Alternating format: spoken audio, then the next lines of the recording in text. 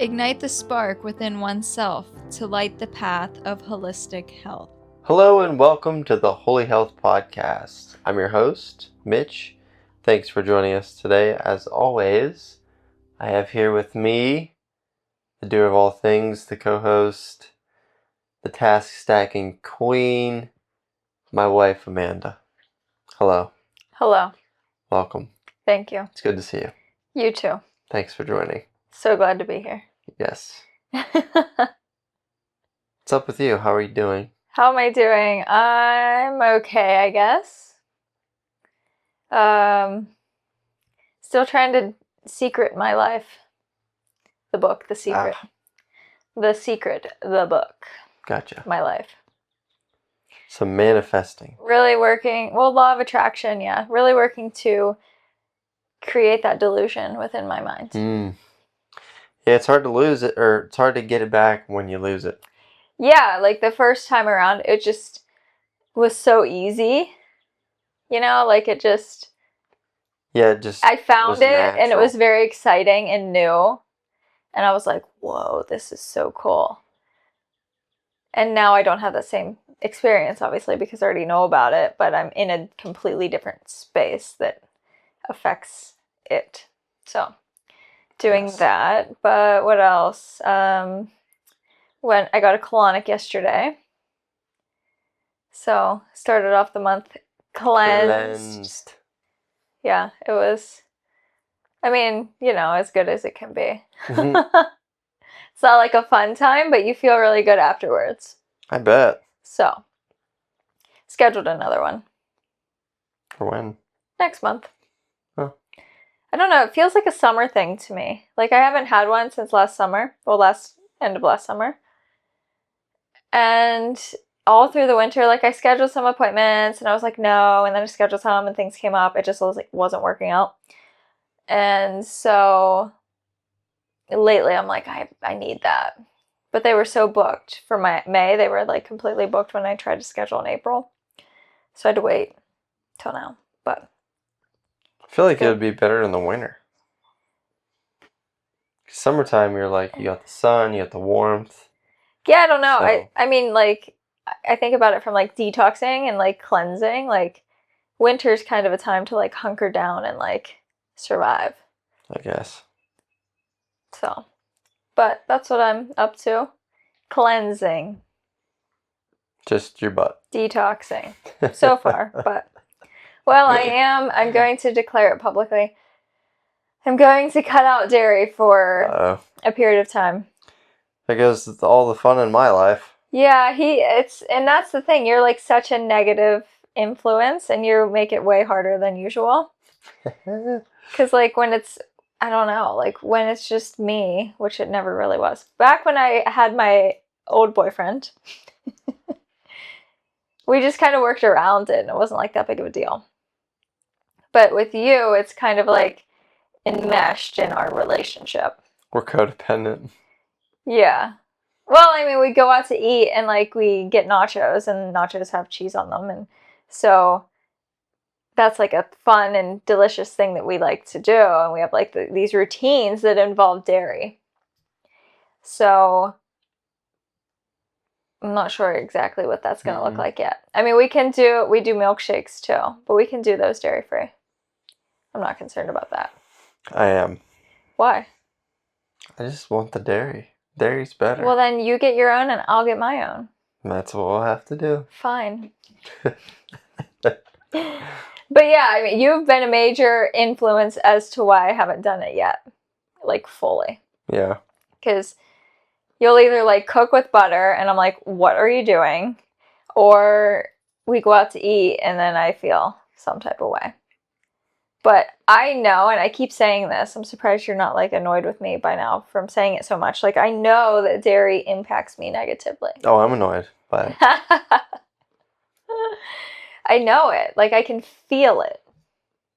So, it's time. We'll see how it goes. Hopefully it's not forever, but for now, I need to do it. So, I'm doing it. Fresh month, fresh start, dairy free. Boom. Nice. If you'd like to send a sympathy card, you can send one to holyhealth222@gmail.com titled Mitch. And he can read it and feel okay again. Yeah, get better soon or something. Yeah, like, sorry for your loss. Yeah. I just have to get my own tub of ice cream like I did before. We get dairy-free ice cream. We have some in the freezer right now. Yeah, but it's got to be dairy-free, gluten-free, all the frees. I only said dairy-free. What's wrong with the I thought you dairy-free said ice cream? gluten. I don't know about gluten yet. I go back and forth with it. I don't think it does anything, but who knows? Lily is tearing it up. Nope. She's trying to get cozy. Someone's trying to Sheesh. tear the rug up. Dairy-free. I mean, dairy-free ice cream is great. They have Yeah, it. it's all pretty good. Like, you can get coconut, cashew. We don't get oat. You can do that. Almonds. So many. She has landed. Yes. She's good now. Hi. But that's my thing. What's up with you? Well, I recently watched Alice in Wonderland. For the first time. For the first time, yeah. The real in-person movie with Tim Burton and Johnny Depp. Yes. I finished my book, The End of Innocence, which he talked about it in the book. So, real quick story about Alice in Wonderland. So, I don't know when it was, but it was a little while ago where I said to you, hey, I want to watch Alice in Wonderland. At some point I said this, right? Yes. And then time is passing. And what came up first? There was something going on in Pittsburgh or something. At Phipps this summer. Yeah. If you go to Phipps this summer, it's Alice in Wonderland themed. Yeah, so excited. I mentioned, I want to watch Alice in Wonderland. And then she mentions, like a week later or something, guess what the theme is at Phipps? I was like, I don't know. She's like, Alice in Wonderland. I was like, really? And then I read it in my book. He talks about Alice in Wonderland in my book. And then, locally to us, there's an Alice in Wonderland theme festival. And I'm like, what? This weekend. Yeah. And then so you have a DVD of it. Mm-hmm. Vintage. So we had to figure out how to do that, which I feel like is there was crazy something to else say. too.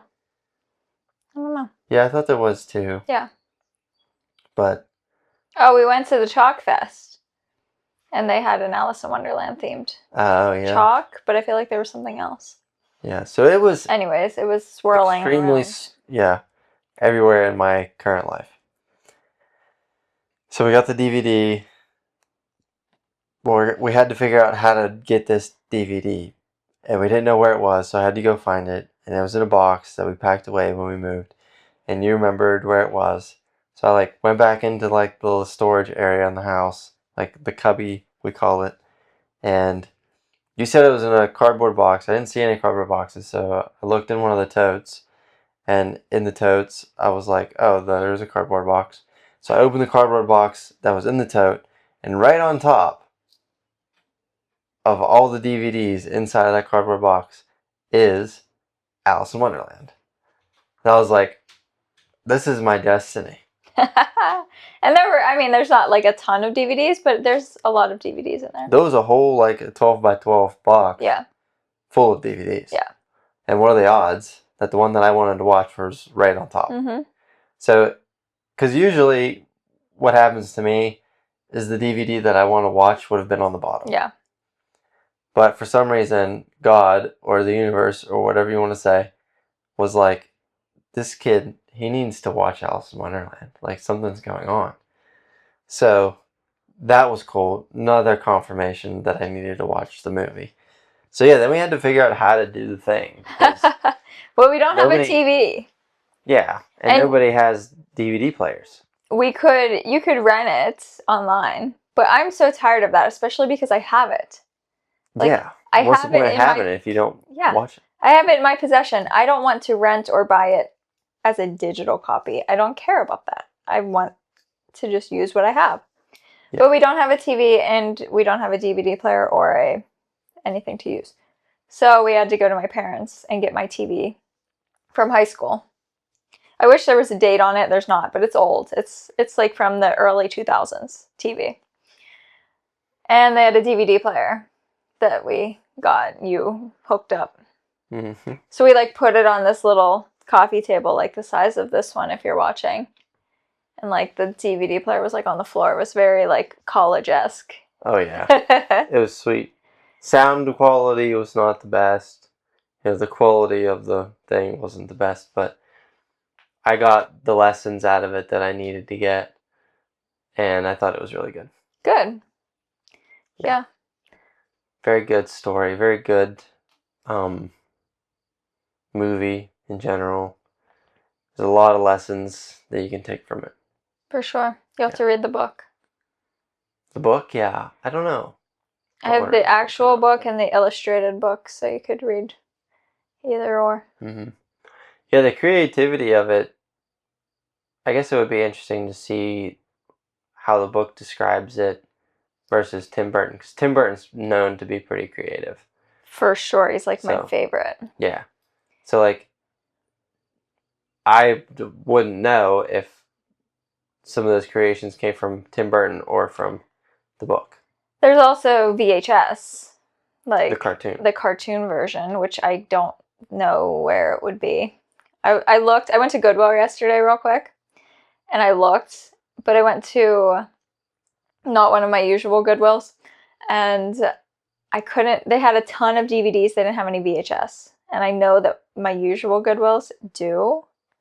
So I need to go to my usual Goodwills and see if they have the Alice in Wonderland DVD. You can buy it online really cheap too, but I'm trying to not do that initially. I want to seek it out and find it, not get that quick dopamine hit. Yeah. Like we talked about in a previous episode. Yeah. So. Delayed gratification. That's right. Yeah. Mm-hmm. So that was fun. Did that. I think there was something else that I wanted to mention, but I don't remember. So, yeah, I finished my book. I guess I'll have to start a new book. What's it gonna be? I'm not sure if I want to go into the Christian realm, because I have a book that I started already by Michael Heiser. That's good and very interesting. Or if I want to go more into the secular knowledge realm, which I don't even know what book I have that would be that, because I have two books that are in the Christian realm that I really want to read, so might be what I'll go down. So we'll see. Cool. I'm still in fiction for the most part. Yeah, I don't understand the fiction thing. It's an escape. It takes you to a new world. It's creativity. It's exciting. Yeah. Yeah, I'm reading the book of Azrael. Azrael? I don't know. And it's fiction, fantasy. And I like it, but it's like not like, I don't know, it's not gripping me, but it's good enough to read. I'm almost finished with it. It's like 600 pages, so obviously it was good, but I was reading Demon Copperhead before that. And I tried so hard to enjoy it because it's like a big deal book. Like everybody is recommending this book and like it's on Oprah's list. Loves this book so much, and I just couldn't. I just didn't care. So I quit about 150 pages in. Quit that one. I've been getting a lot of doozies lately. Yeah, you've been DNFing some books. I don't know what. Is it me? I don't know. But that's Probably where I'm at. you. I don't know. Maybe. Who knows? Yeah. So, that's that. Yeah. So, I want to rehash this question that we asked each other. I think it was over the weekend. But we've had some things come up in life I think everybody can relate to. I think today's episode, everybody will be able to relate to in some way. We try to have, every episode we want to be relatable and people to take lessons from. But I think this one specifically, I think everybody will really resonate with. And the question that I asked you, well, you asked me, I'm not sure. I think I answered first. But you asked me, what is your ideal friendship? Like, what are the qualities that you would want in a friend? And what does that mean? And we talked about that for a while. And I answered. You didn't really get the answer, so would you like to answer? I didn't get to answer? No, because I answered, and my answer was pretty good, so. I did answer. You didn't have to answer. You just don't remember what I said. You don't remember what I said? No. I liked everything that you said, but I also added something else. I said about fun. Ah. See? Now you remember. I remember. He listens so well. So, elaborate for the viewers. Oh, well, I think you should elaborate first because I like everything that you said. Okay, well, I don't remember everything that I said. Oh, great. But I will try. Okay. I mean, if it's foundational things that you're looking for in a friend, it should be pretty similar. Yeah. So, I thought in a good friendship, you'd have somebody that is reliable. Makes sense. You can count on this person for anything. Say, hey, I need to move. Could you help me move? And they're like, I can do that. It's like, hey, you want to go get breakfast at this time next week? And they'd be like, yes. And you will know that they're going to show up. They're going to show up. Unless and they they're not cut their arm off. Yeah, they're not going to cancel last minute. Yeah. What else? Reliability. In any way that you could be reliable, this person is that way. Definitely. Another one would be trust. Obviously, friendship entails conversations and talking about things that are personal, and you need to trust that person to keep your secrets if you have them, and to just, not stab you in the back, to not turn around and gossip about you.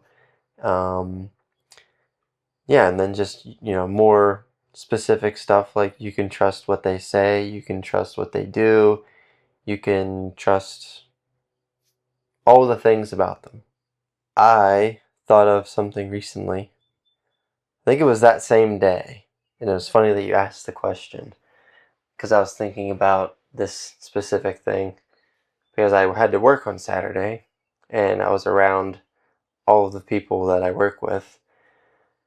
And there's like different groups at work where people hang out and they talk about stuff, and these groups of people, they talk about stuff. And I never really noticed it until that day, but I like people that have conversations compared to people that tell stories. And I think that a lot of us, everybody can do both, and everybody does both. But there's a certain type of person and a group of people, that's all they do is tell stories. They tell stories about, hey, remember that one time when that guy did this and it was funny? Or you remember whenever you did that? You remember whenever, or like, hey, this one time I did this, telling stories. Everything's always telling stories. And then there's the other group of people that they have conversations. It's like, hey, what do you think about this concept? And then you talk about that concept and everybody chimes in on their ideas and you have a conversation. And you can talk about pretty much anything. You can talk about politics, religion, different spiritual stuff, different concepts of reality, everyday life, whatever.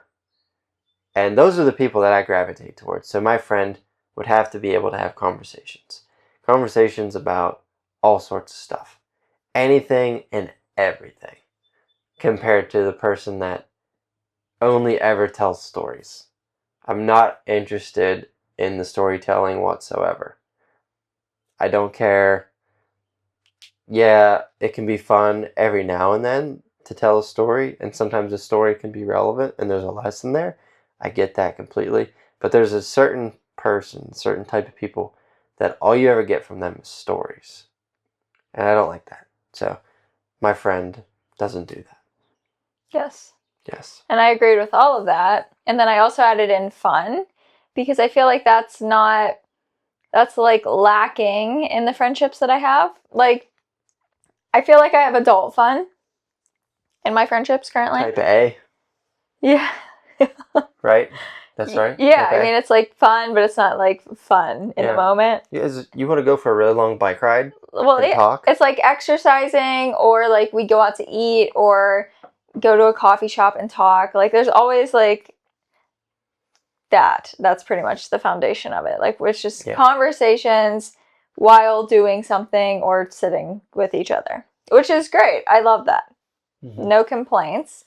But I was thinking about my one really good friend before COVID, and we had like actual what? I'm sure a lot of people could say that. Yeah. We had actual fun together. We didn't have a lot of like deep conversations. I mean, we would have some here and there, but mostly it was like fun. So we would go do fun things together, or we would goof off together and like be funny. That is something I would add. Yes. I like that. Yeah. And it's like, I don't expect there to be like one person that can do this all or would do this all. But I mean, that would be cool. But those are my things for sure. Mm-hmm. Yeah. I like that. I think that's a great addition. Because I vibe with that too, where I'll kind of let loose if someone else is also letting loose. But if everyone's not letting loose, then I also won't. You know what I mean? Yeah, because like a lot of people like aren't fun people. Like, no offense to people who aren't fun, but like a lot of people that's just not in their level of comfort, or that's not their vibe or whatever. And that's totally fine, because like I said, I love the exercising coffee shop conversation type of people. But I also want to mess around and have fun. Like, we do that. Mm-hmm. Like, you're kind of like my fun friend these days. But I need another one. Yeah, I'm trying to be more fun. Yeah. Like, I had a coworker last job who I think about often, and he was that type of person. He was always looking to have fun, always looking to goof around, crack a joke, say something snarky, or like spray you with a hose. Yeah. When you weren't looking or paying attention, you know, trying to get you. And it was always a good time. It was always fun. And like I said, I kind of vibe with that. So I'll kind of like meet you where you're at.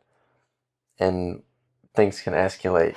And it can be fun. It can be a good time. You know, we let loose, we joke around, we laugh, say stuff, do stuff. And it's entertaining. For sure. So I like that. Yeah, I like the fun. Looking for fun. Mm-hmm. Definitely a good quality to have. Yeah. Yeah. And it's so interesting because it like means something different to everybody. And it's a certain type of person that does that type of thing. Not everybody has that ability. Some people, you know, they're just a natural extrovert. You know, they have fun. They don't really care what other people think at all. They're just doing them. And you can let that guide you. Kind of feed off of that. Right. Yeah, you feed off of it. And it feels good. And you kind of do things with that person that you wouldn't do by yourself. Oh, or for sure. Without them around. Definitely. So they change the entire environment. Yeah, it's like your energies together kind of like influence the fun. level. Yeah. Yeah, so that's pretty cool. Yeah. So that would be my addition to your answer. Yeah. So we got reliability, fun, Trust, conversations. trust, and good conversation.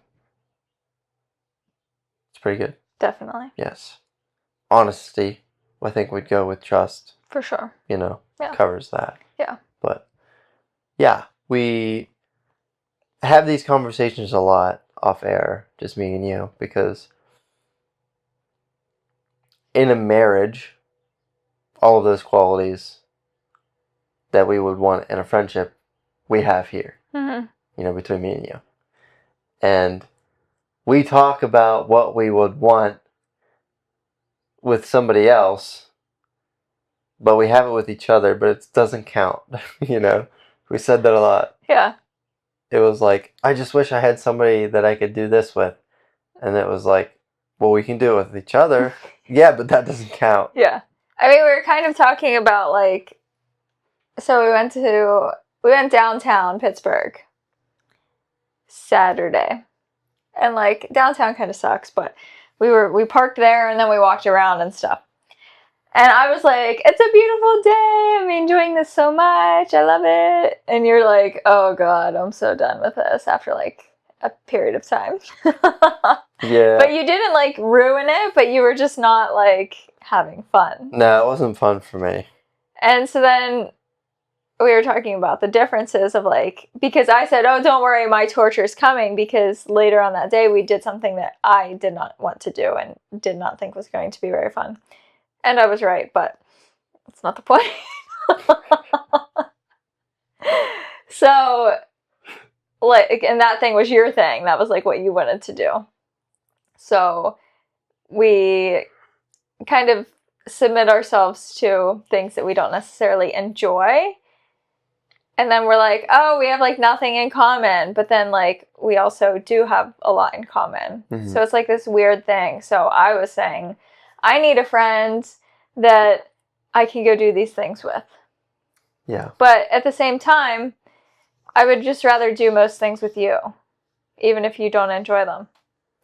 Or if I don't enjoy them, Yeah. Do you feel that way or no? Yeah, I do, actually. It's like, I need a friend to go to New York City with me. And then I'm like, but I don't want to go with a friend. I want to go with you. Yeah. I feel that. Yeah. Mm-hmm. So it's like a weird thing. Mm-hmm. Codependent. Yeah, I guess. Yeah. Not that I wouldn't go without you. I would, but, if I had the choice, I'm probably picking you. Yeah. Yeah. I don't know. It's a weird thing that we have, and it's weird that it doesn't count.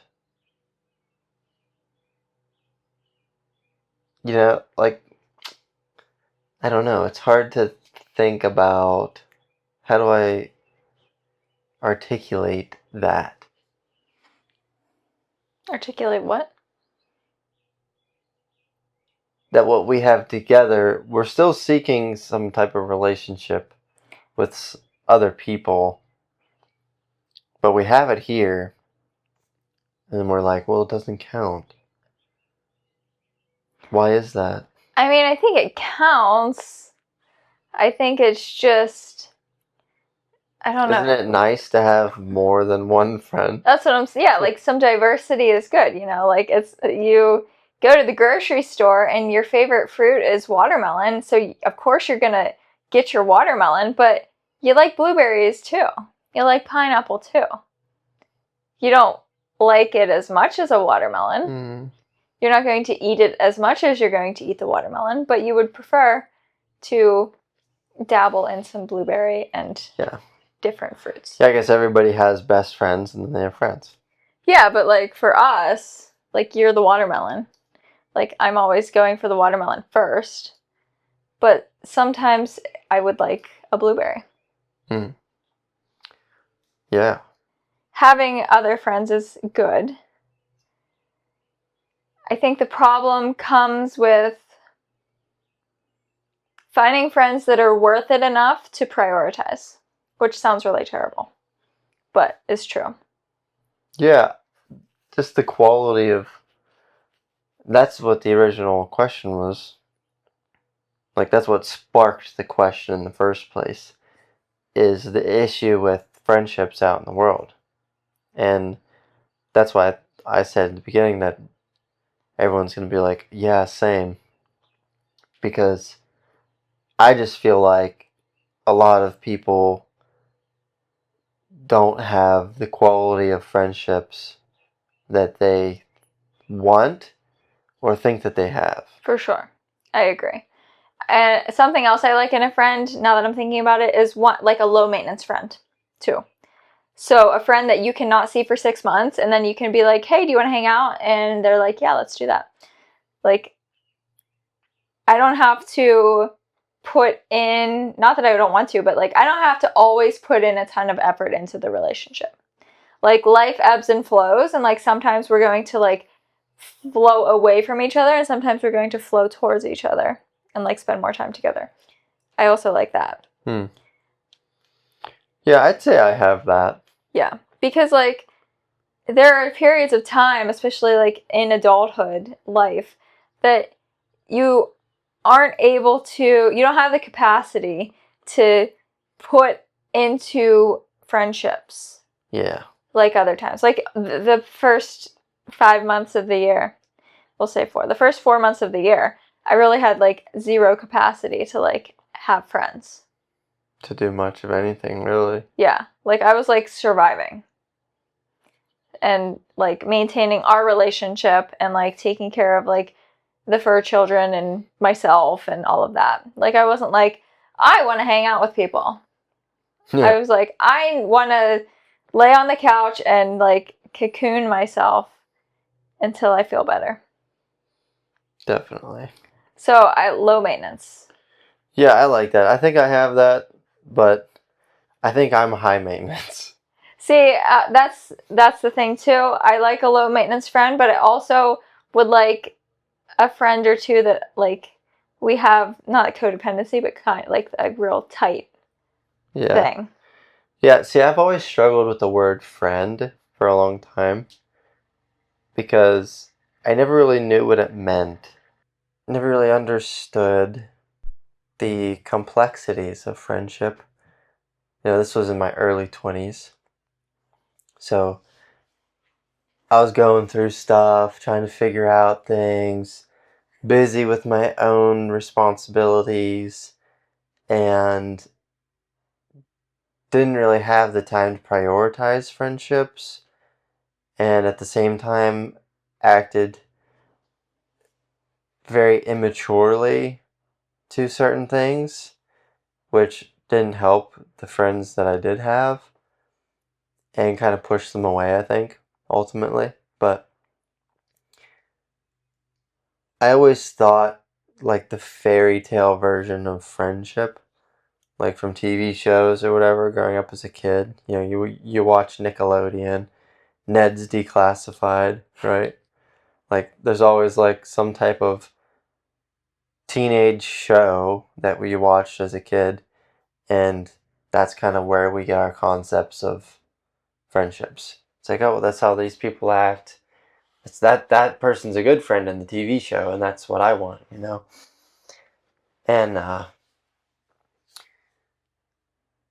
obviously, that's like a fairy tale version of what life is. And it's also childhood friendships. Yeah, and things which are different than adult friendships. Things change drastically when you are done with school.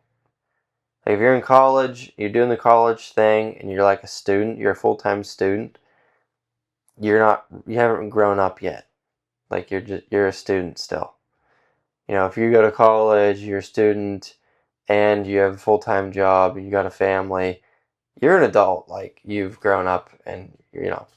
So there's a classification there, but like I went to college as a full-time student, pretty much. I mean, I worked part-time, but I was definitely just a kid and living it up. So didn't really have a grasp of what life was, and didn't understand the complexities and responsibilities that adulthood had in store for me. So I think I have a better understanding of friendship now, but I would still say that I'm a high maintenance friend, because that's probably my narcissism coming through, where I think that I'm more important and that other people should be thinking about me more and should be messaging me and being like, hey man, what's going on? I'm really curious about your life. Like, talk to me, you know? I think that I'm that important that other people should be thinking of me more. I mean, if it's a good friend, I would think they would check in occasionally, though. Yeah, and I have some that do that, you know? But I also don't consider those people like friends. I consider them acquaintances. Like if you're, you, or are you talking about me? me. Like I classify people that like I don't have a close relationship with anymore typically as an acquaintance. Like if we're just like checking in like, "Hey, how's it going? Oh, I got a new job. Oh, we moved." Oh, like basic surface level stuff. That's just an acquaintance. We're just like keeping in touch. That's not like a friend. Yeah. Which is fine. I mean, I think acquaintances are very important. And not that they can't develop into friendships again or for the first time. But they kind of move into the acquaintance category for me, which I think is like the detachment that I have to like remove the expectations of the relationship. Yeah. I struggle with that, I think. Because at the same time, everything that I already said, I also have high expectations. Because I feel like I am the type of friend that reaches out to people to check in and to see how they're doing and just to make them know that I'm thinking of them, you know? Mm-hmm.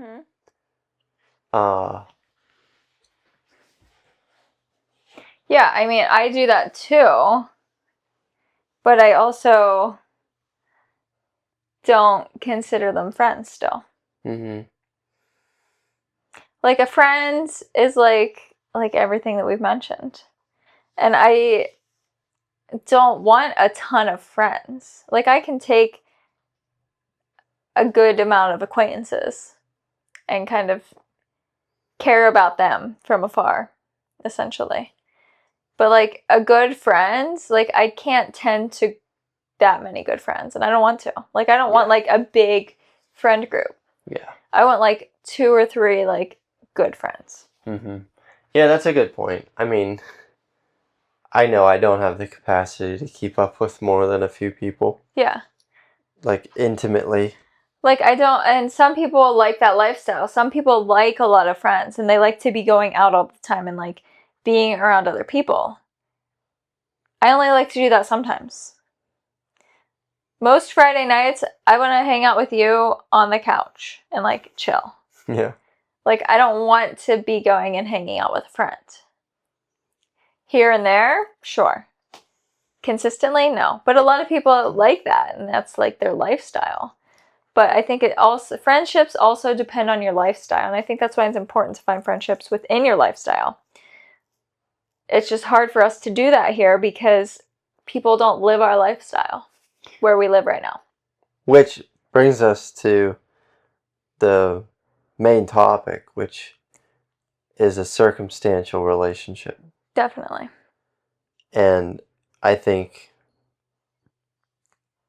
anybody listening or watching would resonate with, oh, I think I do have a lot of circumstantial relationships, or you've experienced that in your life where you thought you had good friends and then you got a new job or you moved That's to a a big different one. place or COVID happened. Yeah. You stopped going to the gym. You found a new church. You went, to a new gym. You know, something in your life changed drastically and you're not around those same people anymore. Your circle changes. And then when you thought you had a really good friend, now all of a sudden that distance grows and it basically disconnects that relationship completely. For sure. And not that you lost a friend, but they're not really around anymore. Definitely. And it's like, where did they go? Was it me? Was it them? Was it both of us? Probably both of you. And that happens. But I feel like that's the standard now. Where before the internet Convenience. and before everything kind of fragmented so much, people were in it together. It was like a thick and thin type of thing. Because, again, you had to kind of go out of your way to maintain a friendship more so than you do now. Now, I can maintain my friendships by checking your story on Instagram or sending you a Snapchat of my feet because we got to keep our streak. That's not depth. That's not maintaining a relationship, you know? Mm-hmm. So it's like, it's a weird illusion of maintaining relationships that we have in today's world, which then allows us to establish circumstantial relationships so that can ebb and flow in our life all the time, and we don't have to like really anchor into anybody. We don't have to commit. We are a non-committal society. Definitely. Yeah, which kind of, maybe it's like a protective thing too. Like, you don't want to get your feelings hurt. You don't want to commit to somebody and then they move away and you get hurt. And it's heartbreaking to commit to somebody and lose them, whether it be an intimate relationship like with the opposite sex or, something like that, or just a friend. It's both. It still sucks either way when you lose somebody that you love. Yeah. So maybe it's like a protective thing that we're doing subconsciously so that we don't get hurt. Yeah, I don't know. Like, the circumstantial thing is interesting for me because I know it and I recognize it. So then I almost go into certain situations not putting in not the effort, but like not putting myself out there in the same way that I would in the past. Because I know that like 99% of the time this is just a circumstantial thing. So then I'm like, what's the point?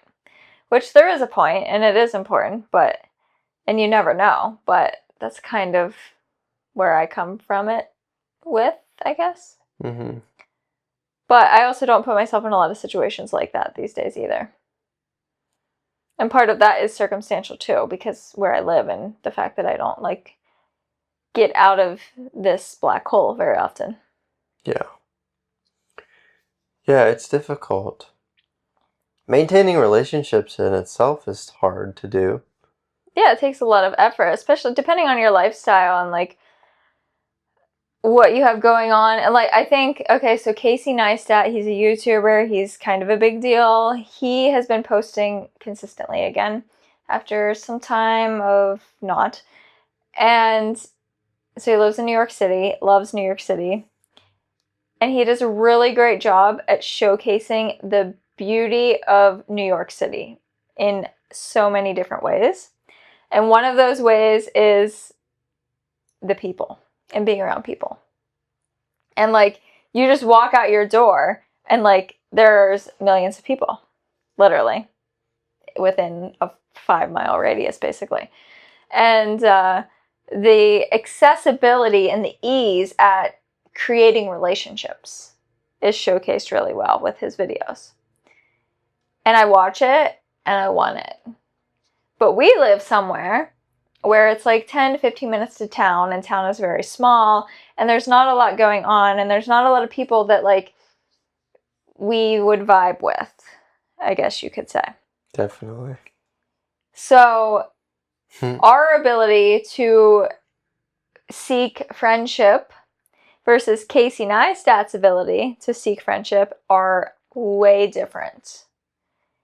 So that's a big circumstantial thing where it's like I can't walk out my door and meet tons of like-minded people by walking down the street or going to this thing that's like right next door. Yeah. And I struggle with that a lot because it's like we live in a very isolating space, which is great because we like the nature, we like the space. But there's a cost with that, especially in this location. Mm-hmm. Yeah, I wonder, I don't know, like why we struggle so much to like maintain relationships with people. I don't know, it just seems like a strange thing. Everybody's so focused on themselves and what they have going on. Yeah, because I mean, I think of people all the time, and I'm just like, I like this person, and I would love to hang out with them, and I've tried. But kind of like what you were saying, we live in an area where there's not a whole lot of stuff to do. You can find stuff to do, but I don't know, is that an excuse of like to not hang out or whatever? I don't know. Just seems weird to me that.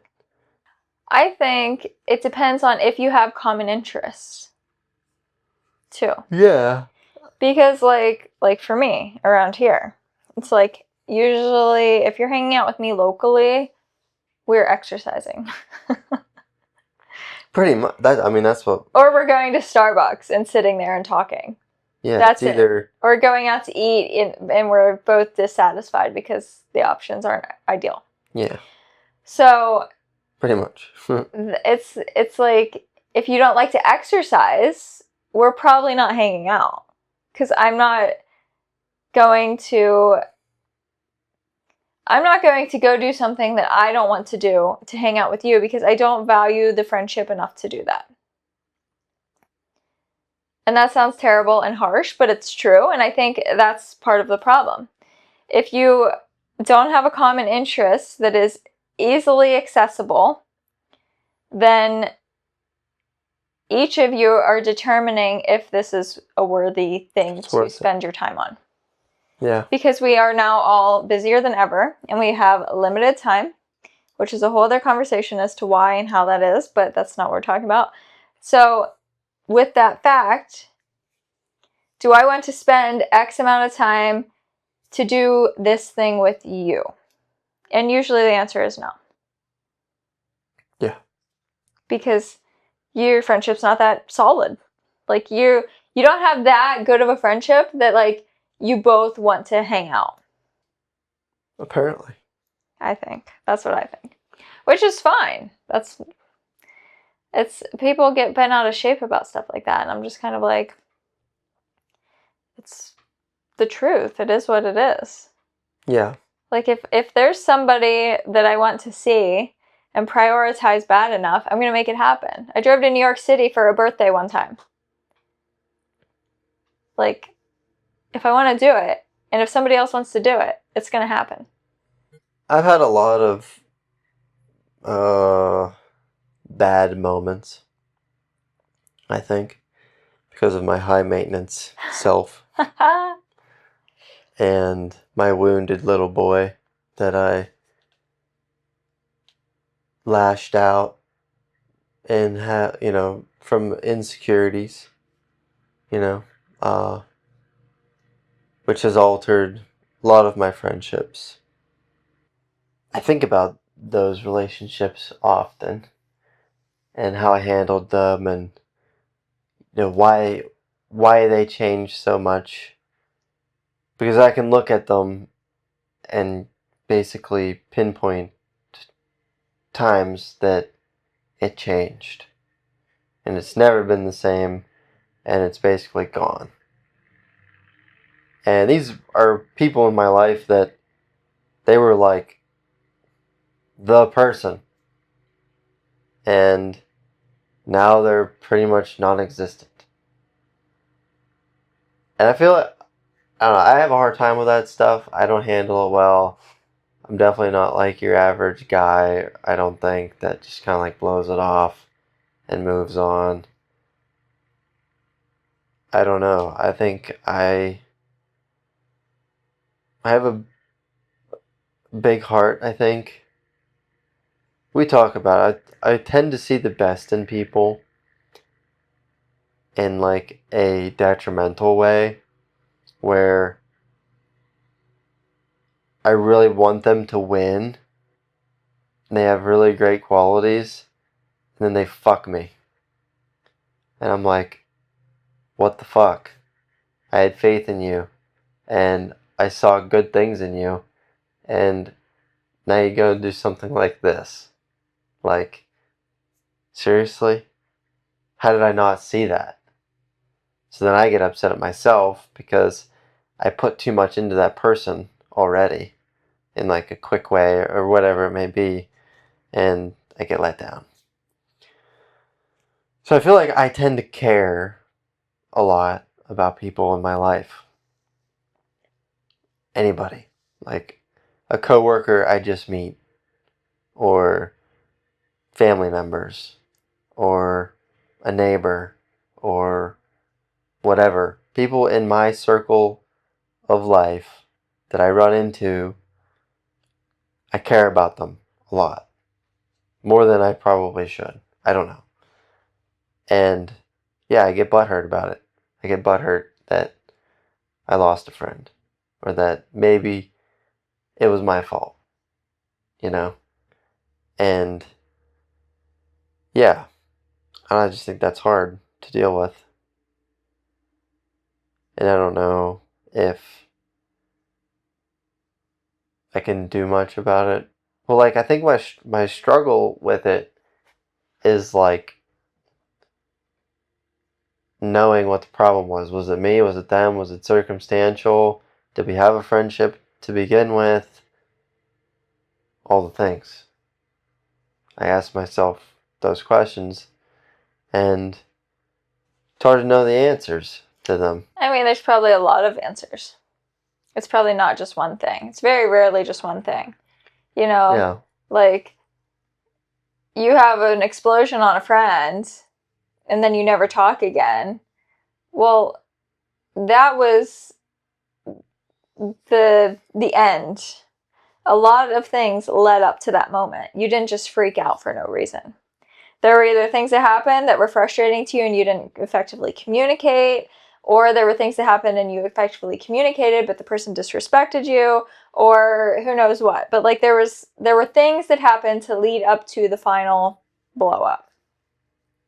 Yeah. And I think I operated for a long time, most of my life, with a sense of false confidence. Where I displayed to the world on social media, for example, and in my daily life, that I was confident. And I am in a lot of ways in certain aspects. When it comes to sports and my physicality, I'm confident. I will go up against anybody on the rugby field. Don't care. I'm going to win. Come at me, bro. Like, that's my level of confidence there is through the roof. And in other aspects of my life, it's like pretty much zero. Or like a negative confidence. But I will display or put on a false confidence of like, oh yeah, I can do that. I know what I'm doing. In reality, I have no clue what I'm doing. And I operated that way for a really long time. Pretty much my whole life. I had this part of me that was super confident in one specific dimension, and any other dimension was basically non-existent. I had no clue what I was doing. And I'm sure a lot of people could say that same thing, you know. nobody really knows what we're doing.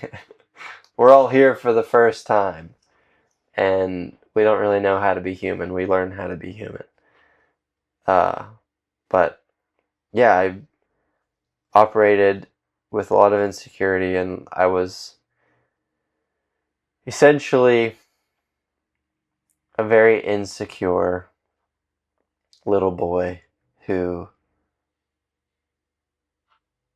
was telling the world how strong and confident and smart and everything, trying to prove myself to the world that I was things that I wasn't.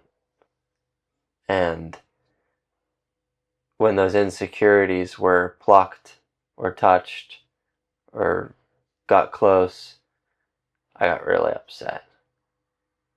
Or like acted a certain way, acted immaturely. And that affected the relationships. And I'm sure the reverse is true, where there were certain things that you were doing unintentionally, unknowingly to that person who also had certain things that kind of inflamed the relationship from that end too. Mm-hmm. I think that's why a good friend is so hard to come by, because a good friend, like, you like commit to each other like a marriage. Like it's hard to find the person you're going to marry. Yeah. And some people might walk into a friendship or a marriage or whatever and it's like easy. It's like instantly finding the needle in the haystack, but like that's a rarity.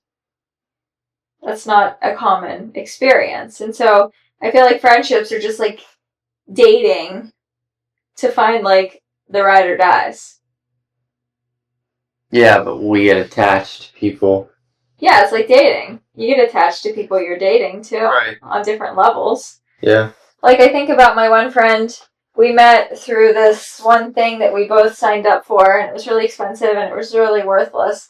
And I just posted on the WhatsApp group that I was looking to connect one-on-one with people.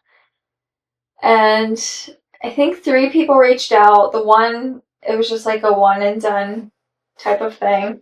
And it was fine. Like, it was good, but we just, never Didn't click. Didn't keep up with it. And then the other one, we kept up with it for a while. And then the one, it's been like 3 years. Every bi-weekly Zoom meetings, because we don't live near each other. And we have kept at it for 3 years. We stayed at their house. We visited them. Like, we will do it again. Like, you're friends with her husband. Yeah, it's pretty cool. It's like a thing. But that's rare. Like, that's very rare. Very rare. That we just walk into, like, a friendship like that. We're both like, yeah, we're going to commit to bi-weekly Zoom meetings for 3+ years and hang out and like each other. Yeah. Yeah. But that's what I was talking about in the beginning, with like the qualities that you want to find in a person. You want somebody that's willing to do the work as well. Yeah, like we both put in the same level of effort, essentially, into the friendship. Like, yeah, we drive down to see them and stuff, but we also had other reasons to do that. And they have like a big, nice house that we can stay in, and it works. Yeah.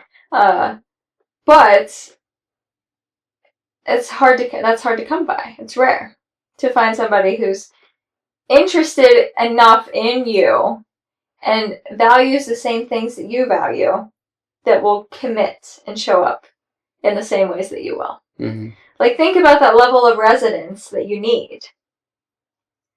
Like, you both have to be resonating essentially on the same level. You don't have to be the same type of person. Like, the friend that I have and I, like, there's a lot of differences between us.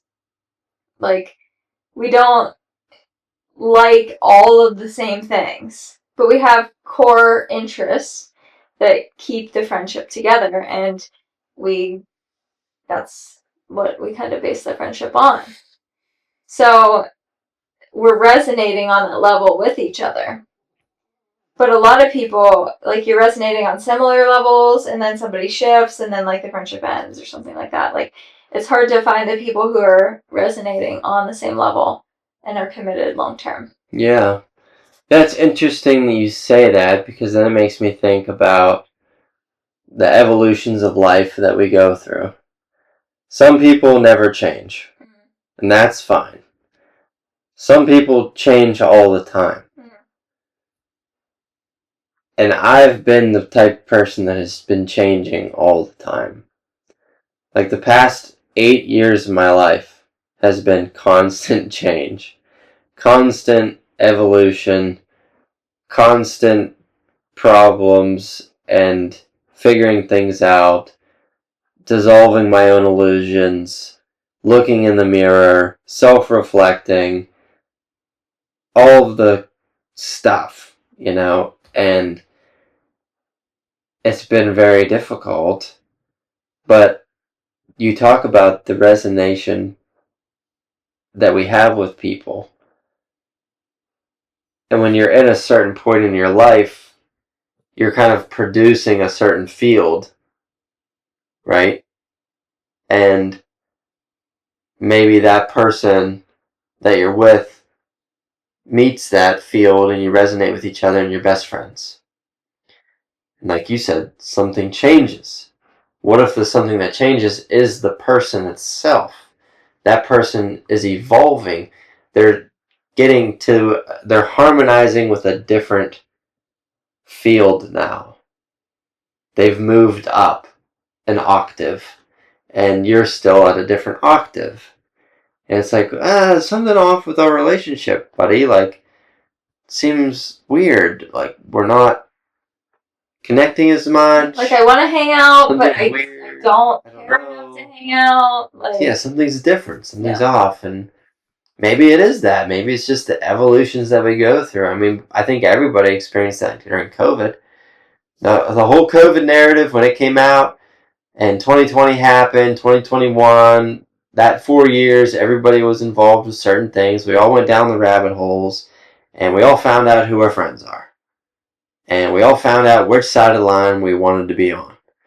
And that created different tribes, that created different belief systems and paradigms that everybody developed, and everyone kind of saw things in their own ways, and it changed people. It changed people forever. And we can never get back before that. So I feel like a lot of people just quit resonating with the same things. Definitely. Quit resonating with the same people, the same beliefs, the same routines, jobs, talking heads, celebrities, movies, TV shows. Literally, for a lot of us, everything changed after COVID. So, I don't know, it's a lot there, but makes sense. For sure, yeah. So I think it's just a thing that happens, and you find your people who you're friends with for years and years, and you find people that are friends only for a period of time. So then, to heel turn on today's topic, does that mean relationships are circumstantial? I think most are, but I don't think all are. Like, our relationship is not circumstantial. No. Unless something extreme and crazy would happen, our relationship is not circumstantial. Unless I go completely off the rails and say, fuck it, I'm going to eat McDonald's every day, I'm going to gain 300 pounds, and I'm going to lay on the couch and watch TV all day long. And I refuse to change, and you've been with me for 10 years, and I still haven't changed, and I just keep growing. Yeah. Like, weight-wise, not in any other way. That is probably a circumstance where you would be like, alright, I gotta leave. Yeah, I'm not putting up with that. But generally speaking, our relationship is not circumstantial. No. I can say, hey, I now love whatever. What do you not care for? I don't know. Hey, I'm gonna go vegan. You'd be like, Are you sure? But you're not gonna. I wouldn't divorce you, right? No. You would just be like, this is extremely inconvenient. Yeah. And you would pray that it would end very soon. But things like that, like, you endure that in this relationship. And I like to believe that there are very few, but there are friendships out there that you will find that are willing to commit on that level as well. It's like the friendship marriage that I mentioned before. Yeah. It's like, okay, we initially loved working out together, and now you, instead of strength training, all you do is yoga, and I hate yoga. Like, you still find ways to spend time together because you're committed on that level. But I think it's very rare and can be hard to find the people that are on that level of commitment with you and you with them. So, most relationships are actually circumstantial. I would say so. But the good ones, the rare ones, the marriages that last a lifetime, they are not. Yeah. They are through thick and thin, life and death, sicker or poorer. Yeah. Those are like the unicorns, though. Right. Yeah, those are extremely, extremely rare. For sure. But if you go into every relationship thinking that this is your next ride or die, you're going to probably have some problems. Yeah. And that's probably my problem. Probably. You're like, BFFs forever! Yeah. And the other person's like, I just talked to you because you work here. I'm like, what? Let's hang out. Yeah, okay. Sure. Love to. Send me a message. I don't have your number. I don't know. Yeah. Yeah. So, that's that. Anything else? No, I think that's it. I think today's topic was an interesting conversation. I think that I was maybe too honest, but You're going to have a vulnerability hangover? yeah. Yeah. Never heard that before. No? Who says that? Somebody says that. Is it Brene Brown, I think? Don't know who that is. She's a super liberal. You don't need to know. I know. She's talked about, like, vulnerability and shame. Short hair. You know, you would know if you saw her. Is it blue? Probably. She had a septum. Probably, yeah. Yeah. That's always disappointing. When people yeah. When you consume somebody and then you're like, oh, you're radical. Yeah. Okay. You're a loony. Now everything that you taught, I question. But right. That's a whole other conversation. So, vulnerability hangover coming in hot. But yeah, I think maybe the takeaway lesson here is to not have unrealistic expectations with the people in your life, and it's natural, and it is the adult way of doing things to have people come and go in your life, and sometimes they stick around for longer than you expected, and it's a good thing, and sometimes it's a bad thing, and it's just a lot. It's a lot to handle, and that's kind of what the movie Alice in Wonderland was about. It was about like this curious girl who was super innocent and thought the world was a certain way, and in the very beginning she's bringing this innocence into the reality, and it's not lining up. Nobody sees it the way that she sees it, and she's going crazy until she goes back into the dream world, Wonderland, and she kind of takes control. She conquers it. She really gets involved into that world, and then she's like, "This was good, but now that I've kind of become myself and I've started to believe the impossible, I have questions that need answered in the real world. And she kind of conquers that innocence, that innocent child. She goes out into the world and she's like super laser focused and she doesn't have any issues. And I think a lot of us operate in like this childlike wonder and this pseudo innocence where we get super attached to people in our life. And I mean, me personally, I'm talking from experience, and we have like these unrealistic expectations of what a friend should be, and it's like the childlike wonder. You don't expect bad things to happen, but they do. You don't know how to handle it. Things go on, blah blah blah. It's a crazy world out there. Being an adult is hard. Adult life is hard, and that's kind of the point of Alice in Wonderland. Is like you have to be willing to become an adult. You have to set aside. You have to understand that the innocence of childhood is a beautiful thing, and you can take it into your real life adulthood, but you have to look at it through the lens of being an adult. And that's the difference. And